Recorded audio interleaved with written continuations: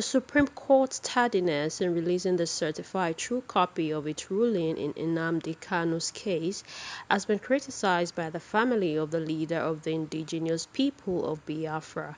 On December 15, 2023, the Supreme Court overturned a decision made by a lower court that had dropped the IPOB leader's terrorism charges.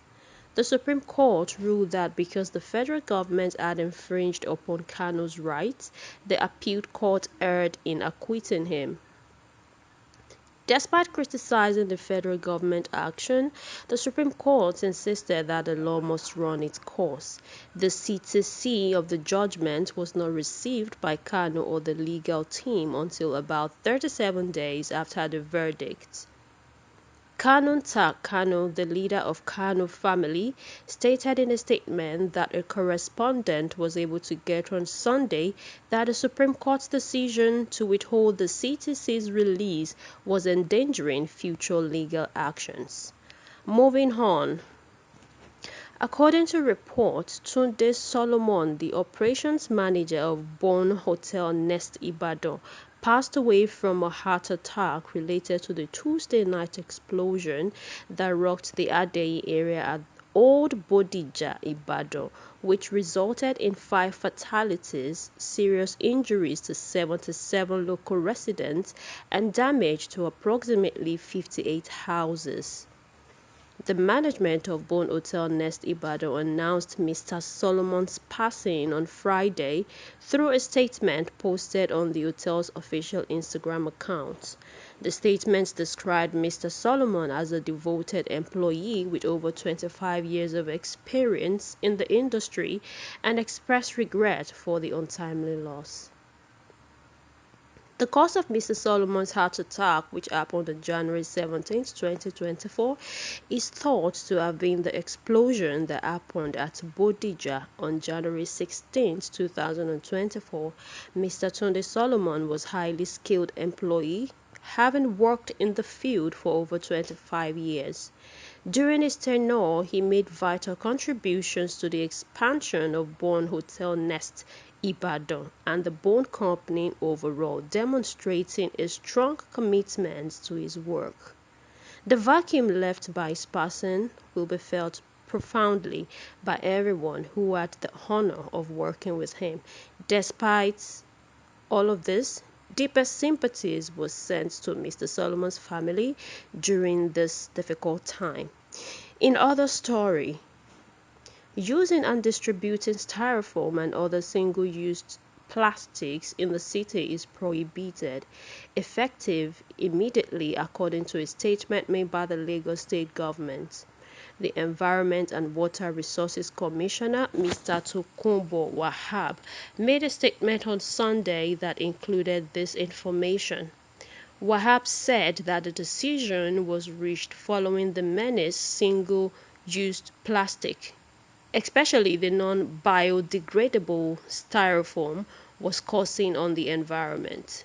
According to him, most drainages channels in the state are daily clogged up by styrofoam through its indiscriminated distribution and use in spite of the regular cleaning and evacuation of the drain.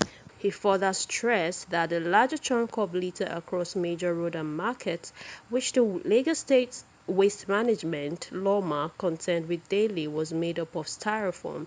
The commissioner added that the state government would not fold its hand and watch this continue in the environment. Wahab directed LOMA and the Kick Against Indiscipline to commence the immediate implementation of the ban.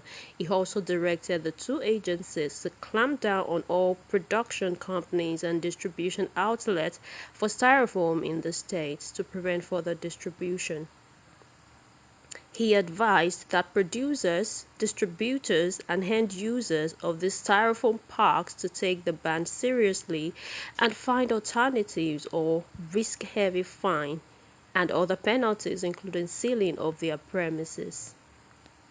Wahab warned that they could also be made to bear the cost of the daily cleanup of their product from the roads and drainage channels, which ran into millions of naira daily.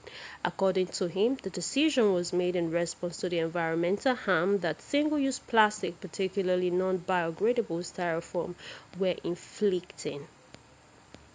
It also emphasized that Styrofoam accounted for a greater portion of litter that the Lagos State Waste Management deals with every day. Finally, the commissioner went on to say, particularly for a seaside city, the state government will not be on standby and let the ongoing destruction of natural resources continue.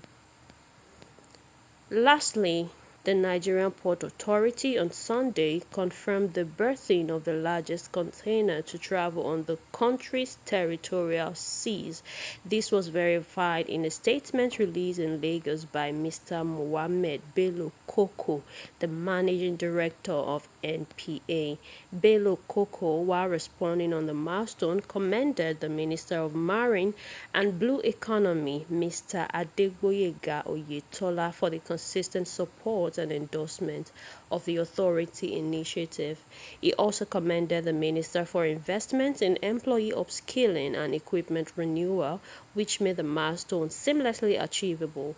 In her remark regarding the milestone, Bello Koko praised Mr. Adegboyega Oyetola, the Minister of Marine and Blue Economy, for his ongoing support and endorsement in the authority objective. That's the Flip TV Morning News. I am Anila Omolara, and thanks for staying with us.